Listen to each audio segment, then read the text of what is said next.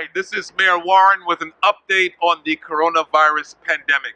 I'm here with the Orange health official, Vinny DiFilippo, and just want to walk through some of the concerns that he's dealing with in terms of public safety.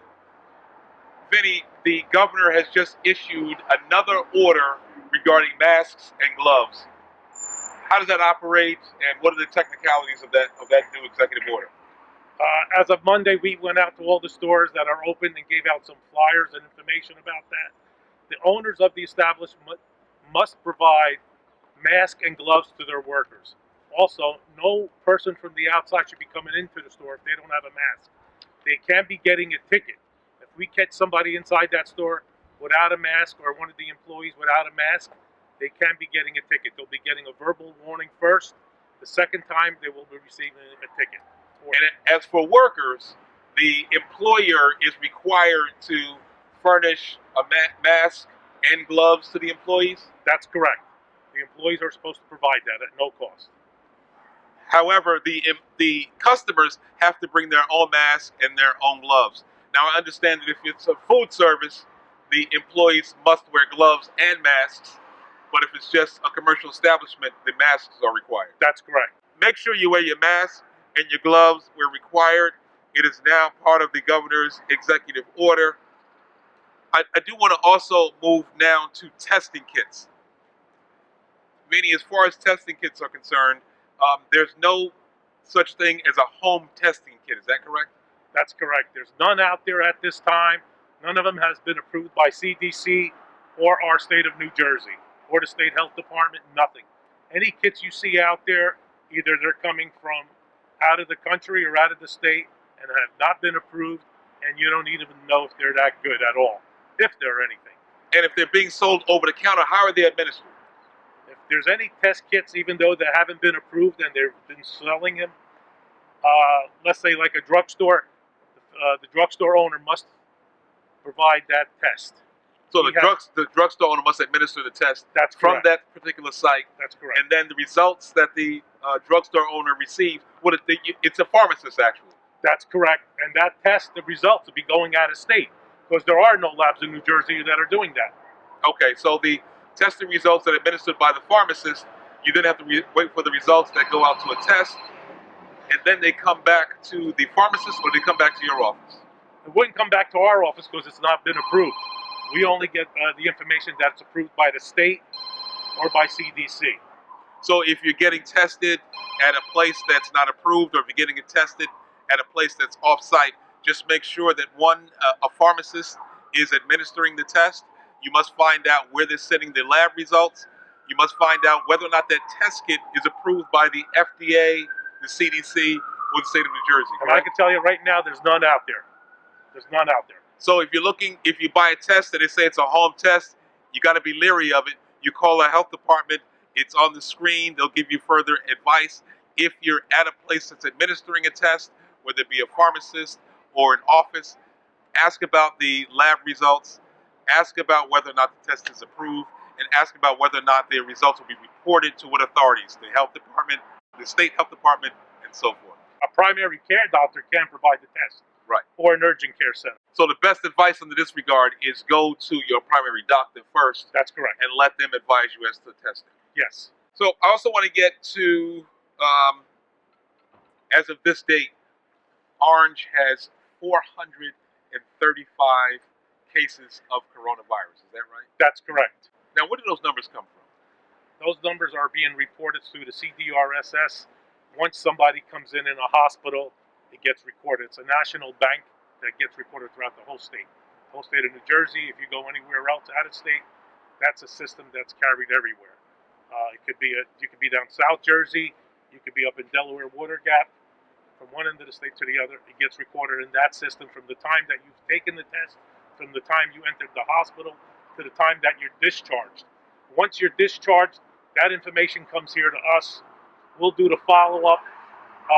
When you got discharged, who were your contacts? Was there anybody close to you when you got sick? Let me break that down just a little bit. So there's a national record database.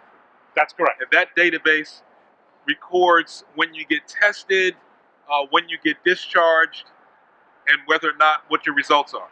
That's correct. And then after you're discharged, at what point does that information get trickled down to the local health department? Once we receive it, unfortunately, there's other people in front of you, but eventually we're going to get to you. You could be like number 10 or number 30 or 40. We will get to you, and we're going to ask you. There's about 10 or 15 questions on that sheet. And just some of the more important questions: who have you been around? Right. Where have you been? Where you worked? Where you worked? Possibility of infecting others. Right. Do you have any underlying health issues? Are you pregnant? Are you hypertension? Do you have diabetes? All that information will be put on there. Now that information will be kept at that data bank for later on. The state will have access to it, and again, we'll probably have access to it. And then we give quarantine advice to others who may have been affected as a result of that? Yes, we do. Unfortunately, like today, we were at 3 locations. There were people that live in close proximity to one another. There's 4 people in an apartment, and they didn't have no masks. And unfortunately, we had to go down there. We dropped off about 20 masks for them, so this way they have it. Once again, the masks are critical because you don't know who might be infected or who you might infect. So it's always important to wear your mask. At this point, our records show that we have about 25 deaths from coronavirus from Orange. Is that about accurate? That's correct. Don't forget, and most of them have underlying health issues. So, and do we separate those who have underlying health issues as opposed to those who don't? No. They're all together. There is no separation. Unfortunately, the person could have been on a respirator before she even went in, or he went in. If he was a diabetic, it could be at a long-term care facility. Unfortunately, this comes out of it now. It's considered a corona death. Well, we mourn all of those who lost lives, and our heart goes out to the families of those who lost lives. Let's do what we can do to try to make sure that we minimize the loss of life. Wear our masks, stay at home when we can, wash our hands, and make sure that we're keeping our social distance. I do also want to go into your office is the public health office for the city of Orange Township. You're the public health official, which it really is a statewide appointment. Is that correct? That's correct. And you also have an appointed nurse for the town as well. That's correct. We have a public health nurse director, Priscilla Webb. Now, we've been working together because I wanted to get data on recoveries, and I know you've assigned people into your office to do that. How difficult is it to get the recovery data? And to this date, I have between 25 and 30 people who have recovered from the coronavirus, but it's not easy to get that data, is it? No, it's not. We have an MRC, which is a Medical Reserve Corps nurse upstairs also assisting Priscilla. We have our older adults nurse assisting Priscilla, Miss Romaine. This is a long process. It's again, you have to fill out all that information, and once you fill out all that information and wait to the 14 days, then they'll be discharged. So then we'll say they're free. And some of them are carriers for over 14 days, Right. but most of them leave. 1 out of every 6 usually gets really, really sick. And then on some days, you're going, so those nurses that you have assigned to get the recovery data, they have to call into this national database? They have to call the individual up themselves and ask them those questions, which takes about 10 minutes. Also, the interview process for those who Right. have recovered. That's correct. Once the nurse gets the interview and the interview is done, she puts the paper in, she turns it over to our nurse director. Our nurse director then types it into the system. So now it's in the system.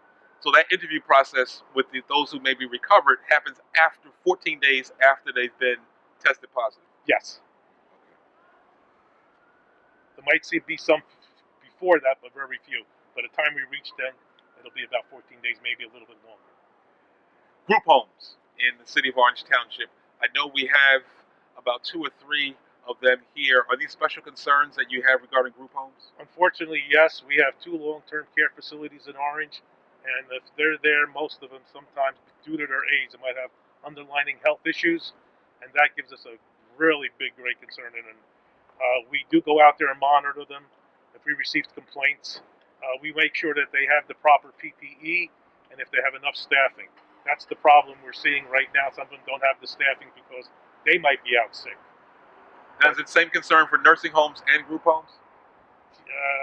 Group homes, we have 2 also. We have 2 group homes. We checked on them today. They were both doing very well. They have about between 8 and 10 people inside there.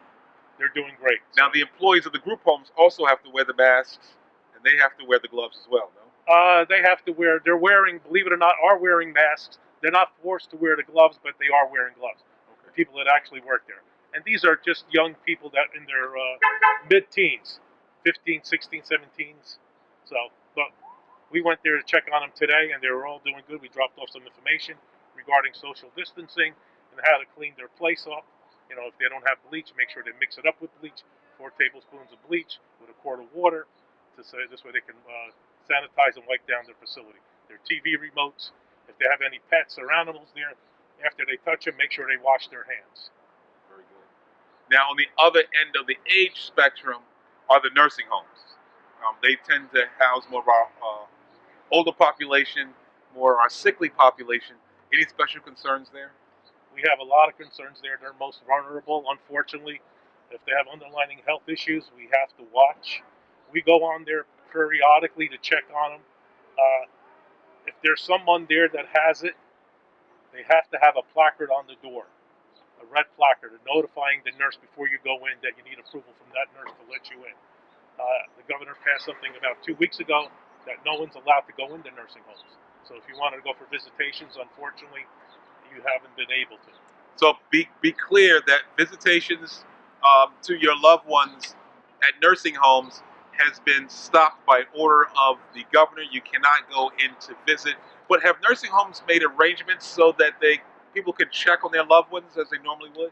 Unfortunately, it's a little bit harder. If they have phones, they can actually get to them. We had a person last week that had problems reaching out, but due to the mayor's hotline and the mayor's initiative, we made contact with the nursing home, tell them that people are trying to get to that person and was unsuccessful.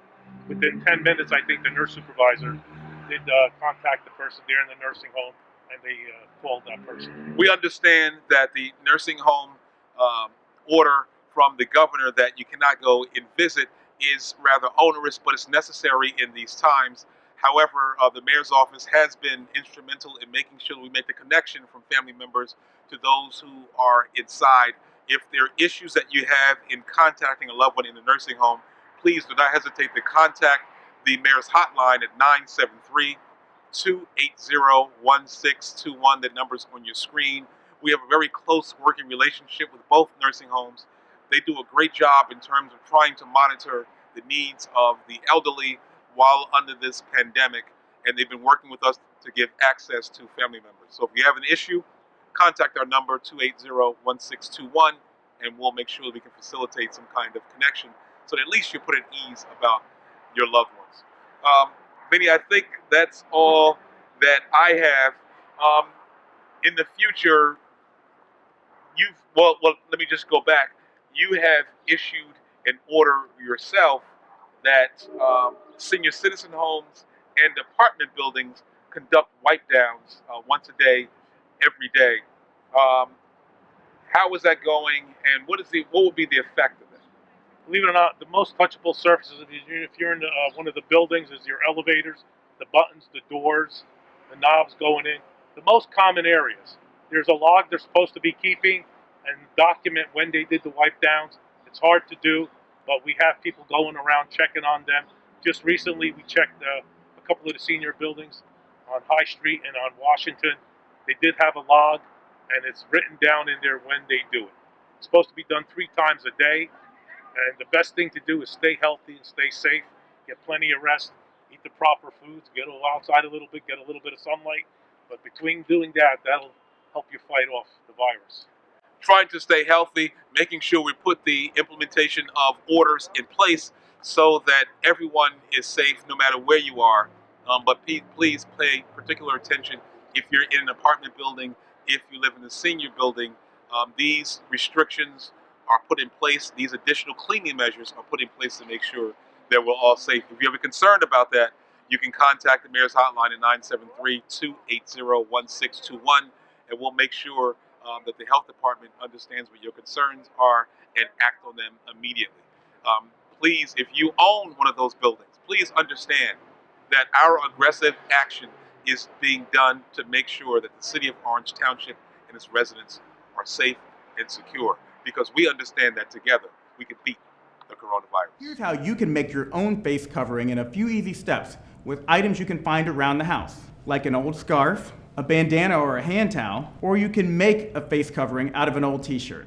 Fold it to the middle from the bottom. Fold it to the middle from the top. Fold it again to the middle from the bottom, and again from the top. And then 2 rubber bands, one on one side and one on the other side. Then you fold either side to the middle, and you have yourself cloth face covering. It's that easy.